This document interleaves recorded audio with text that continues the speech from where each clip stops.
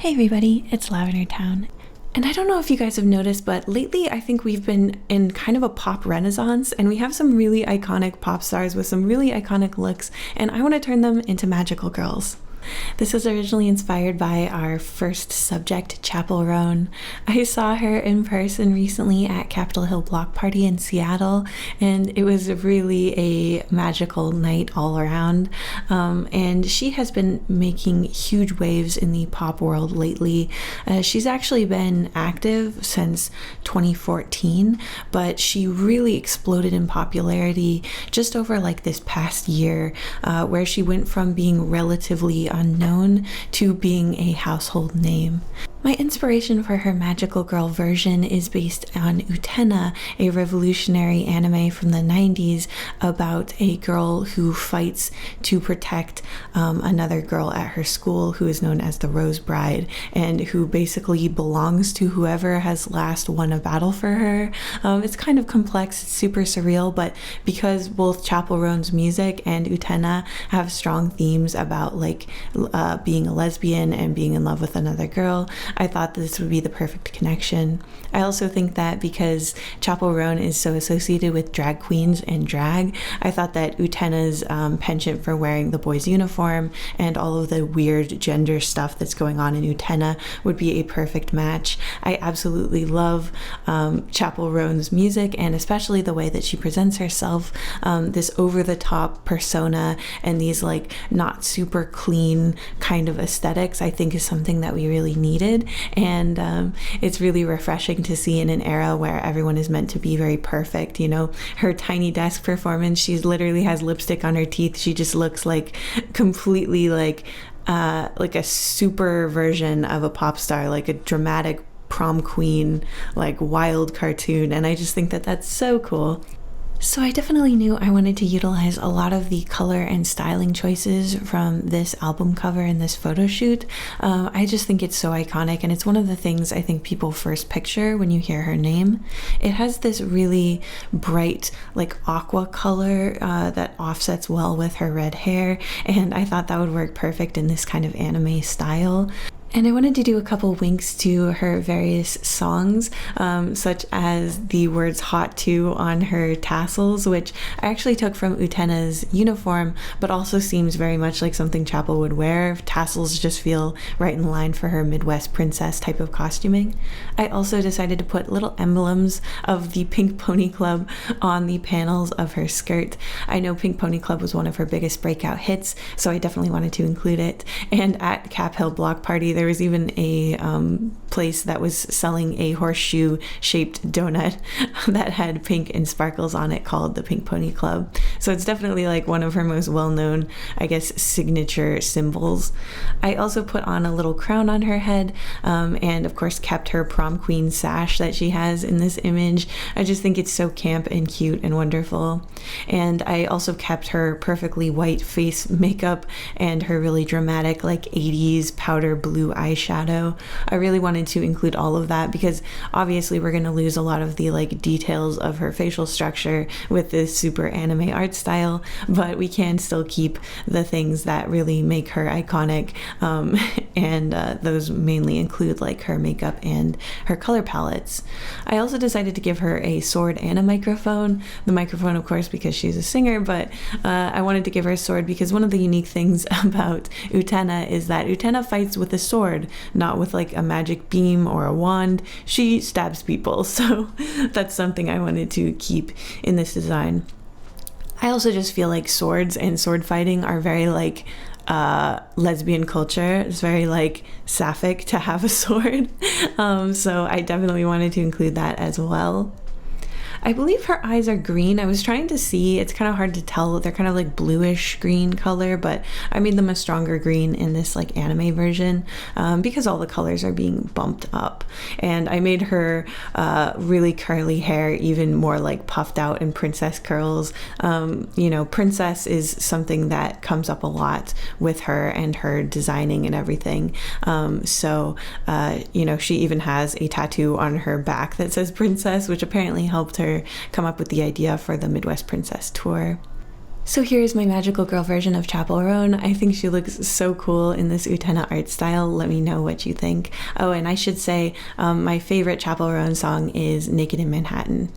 Next up, of course, we have to draw Charli xcx. Again, like, this is an insane moment for Charli xcx's career. She's been popular for a while now, but Brat definitely like rocketed her to being a household name and not just someone that like hyperpop fans know about, or someone that maybe you remember her collabing on a big pop song. I've actually been kind of a fan of Charli xcx on and off since her I Don't Want to Go to School era, which I think most Charli xcx fans now totally look down upon, but personally, I still have a lot of love for that like teeny bopper, like bedroom pop kind of sound, so I won't hear any slander about it. So because Charli xcx is mainly making hyperpop now, which originates from PC music, I think that's I don't think that's just my opinion. I think that that's true. And PC music was a style of music where the music kind of intentionally sounded sort of like overly digital, very like homemade, and has almost like some atonal kind of vibes to it. It sounds very like non-corporate, but also very computery, if that makes sense.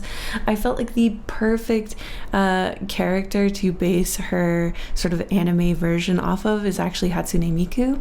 I know Hatsune Miku isn't technically a magical girl, but I feel like she's definitely in that family. And when I saw this image of Charli xcx with these two glorious pigtails, I knew that I had to go this direction. So I'm going to be using Hatsune Miku as the main sort of like style inspiration for the like anime-fication of Charli xcx, and I'm going to be using these two pigtails as her hairstyle. I'm also going to give her obviously a lot of pops of that Brat lime green color. It's just way too iconic. I'm also going to put the text down at the bottom of her little tie. This school uniform slash like tie combo also is a little bit of a nod to her I Don't Want to Go to School era, where she is wearing a school uniform in parts of it. I also wanted to make this little allusion to this album where she has like these little wires or lines across her face. I decided to like bend up the head strap of her headphones to kind of mimic that a little bit more. And overall, I also wanted to take the like Hatsune Miku kind of outfit and put more cutouts in it and make it a little more revealing, because she's definitely in more of that kind of aesthetic in most of her promotional shots and her performances. She likes to dress pretty cute and not super modestly, so I wanted to also convey that. Also, I found a lot of images of her wearing like cutout type clothes, so I wanted to include that. I tried to copy the sort of rendering style that Miku is often painted in, at least in her more original or older style illustration. So that involves a little bit of painterly shading and some more like blurry highlights. And honestly, I think she looks pretty good. I think she looks more like Miku than she looks like Charli xcx, but I do think that her Charli xcx-ness comes through, especially with the Brat branding. And I tried to give her a little mischievous smile because she definitely has mischievous vibes to me. Next up, I wanted to draw Sabrina Carpenter, and particularly in this, what are people calling it, the Bugs Bunny outfit, the Yoo-Hoo Boys outfit. It's so cute, it's so retro, and I definitely wanted to include it in her magical girl design. Now, she is super cute and super tiny, and because of that, I wanted to use Cardcaptor Sakura as our anime reference. Cardcaptor Sakura is by the super team Clamp, an all-female group of manga artists who have made some iconic classics, as well as some really slept-on series like Magic Knight's Ray Earth, which is actually a magical girl series, but Cardcaptor Sakura is probably one of their more popular ones, especially like as far as ones that have stuck around. around. Back in my day, when I was first getting into anime, Tsubasa was really, really popular, but I feel like people don't talk about it as much, whereas Cardcaptor Sakura has kind of stayed. Cardcaptor Sakura is a magical girl anime about Sakura, and she has to find all these essentially like tarot cards. They're called cloud cards, and the art style is super cute, especially in the original anime, and of course the manga is absolutely gorgeous. But because Sakura is so tiny and adorable, I thought it would work well with Sabrina Carpenter, because she is very, very tiny. She even has this one particular outfit that she's performed in that has this little heart cut out, and this is just so magical girl to me, so I definitely wanted to include that. But as for the color palette, I totally was self-indulgent and let myself completely base it off of this very particular retro looking outfit that she is wearing here. I just think it looks so adorable. It has kind of a peppermint vibe. I actually have a swimsuit that has this exact pattern because I like it so much. And generally, I just wanted to really emphasize like the puffiness of the magical girl outfit. I honestly, of all the artists, I probably listen to Sabrina Carpenter the least.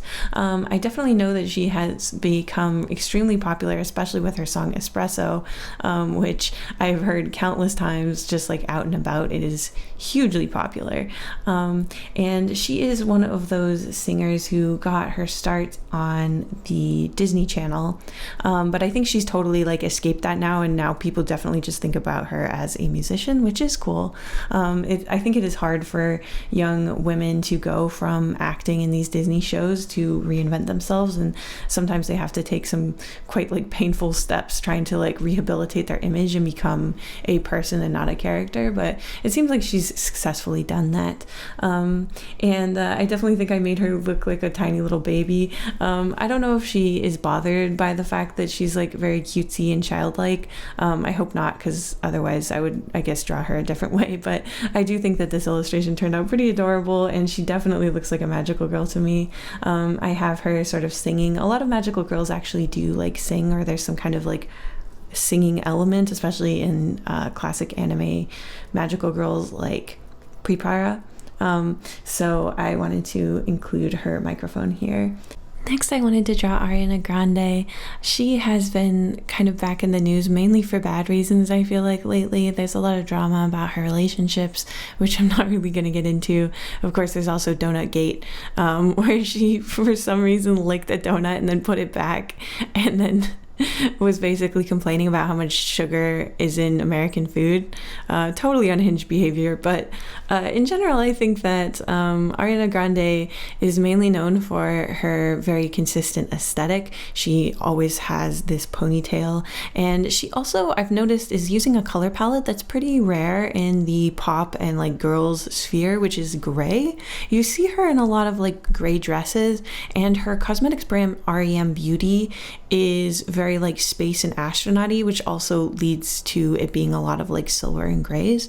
So I wanted to make her a Sailor Moon magical girl, primarily because of her penchant for bows, and one of the biggest elements on the Sailor Moon Sailor Senshi outfit is a giant bow on the chest, and it also goes well with her ponytail, of course. She often wears bows up on her signature ponytail, so I thought Sailor Moon would make a lot of sense. Also, she's older than the other girls that I drew in this video, so an older anime makes sense. Let's just ignore the fact that Utena is also an old anime anyway.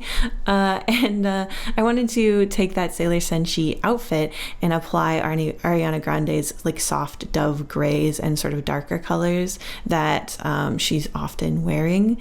I also decided to change the like splayed out pleated skirt that the Sailor Moon characters have with kind of like the top peplum part of this signature dress that she has, so it looks a little softer and a little fluffier and flowier.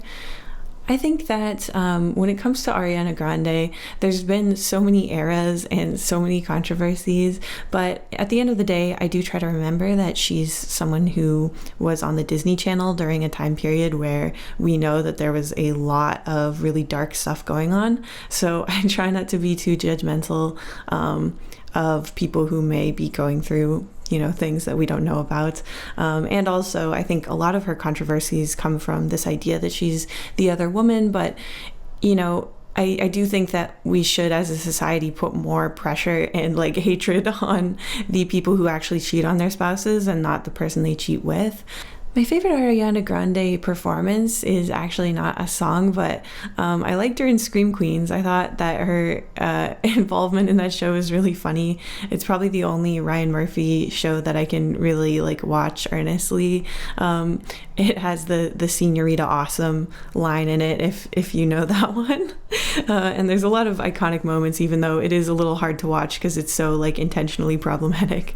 Anyway, I think she looks really cute in this style. I do think she looks a little plain. So there's something about the Sailor Moon art style that's really hard for me to capture. I realized I'm quite out of practice doing anime art styles. I did get really like it beaten out of me in art school. So I do feel like these look a little bit plain or weird. Maybe I'll try this again in the future. I hope you guys enjoyed watching this video. I'm going out of town again. I've had so many trips back to back to back. I want to say thank you so much to everyone who voted for Unfamiliar in the Eisners. I'm just so happy that Unfamiliar got nominated for such a prestigious award, and yeah, I'm just filled with gratitude. Thank you guys so much for watching my video, and I'll see you in the next one. Thank you so much to my wonderful patrons, including Colorful Ambitions, AA Ron, Viet, Raccoon Jam, Grexius, Olia, Brandon Stark, CB, Lucy Amajiki, Liv, Salty Jackrabbit, Ravenscrow, Zocelot, Teal Music, Jabber Dabber Doo, Kadaria, Deadly Nightshade Art, Astrofox Art, The Expressive Poker Face, Tsubaki, Cutie Pie, Kola, JJ Jade, and of course, Blah Blah Blah Blah.